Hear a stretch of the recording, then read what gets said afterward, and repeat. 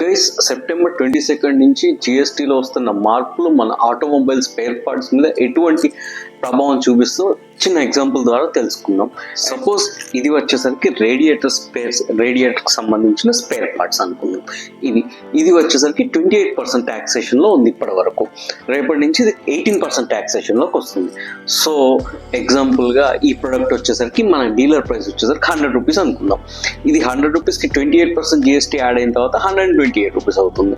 MRP వచ్చేసరికి 10% profit ఉంటుంది కాబట్టి అప్రాక్సిమేట్గా 140 రూపీస్ ఎంఆర్పి అనుకుందాం. సో ఇది ఇప్పుడు ట్యాక్సేషన్ తగ్గడం వల్ల దీని బేస్ ప్రైస్ అనేది, డీలర్ ప్రైస్ అనేది మారే అవకాశం అరుదు, ఆల్మోస్ట్ ఉండదు. ఓకే, ఆ 100 రూపీస్ బేస్ ప్రైస్ అలాగే ఉంటుంది. 18% జిఎస్టీ కాబట్టి 18% జిఎస్టీ అవుతుంది. దాంతో ఎంఆర్పి అనేది 140 రూపీస్ నుంచి 130 రూపీస్కి తగ్గుతుంది. ఎందుకు? జిఎస్టీ తగ్గినప్పుడు ఆ బెనిఫిట్ కస్టమర్కి పాస్ ఆన్ చేయాలి కాబట్టి కంపెనీ ఎంఆర్పి తగ్గించాల్సిందే, తగ్గించకపోతే గవర్నమెంట్ ఒప్పుకోదు. సో అది 130 రూపీస్కి అవుతుంది. దాని ద్వారా మన దగ్గర ఇప్పటిదాకా ఉన్న స్టాక్ 140 రూపీస్ ఓల్డ్ స్టాక్ ఉంటుంది.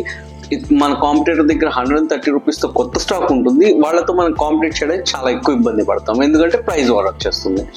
So always better to have తక్కువ పర్చేస్ చేసుకోండి అప్ టు సెప్టెంబర్ 22 వరకు కూడా.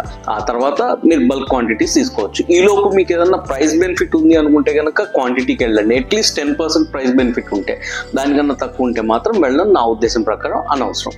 అండ్ మన స్టోర్స్లో ఒక్కొక్క షాప్లో ఎంత కాదనుకున్నా కానీ మినిమం 50 lakhs నుంచి 2 crores 3 crores స్టాక్ ఉండేవాళ్ళు కూడా ఉన్నారు.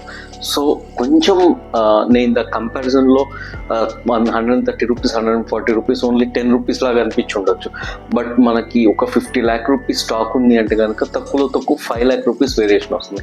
అదే ఒక 1 crore స్టాక్ ఉందంటే కనుక 1 lakh రూపీ వేరియేషన్ వస్తుంది. సో జాగ్రత్తగా చూసుకొని పర్చేస్ చేయండి. So that's my suggestion. Thank you.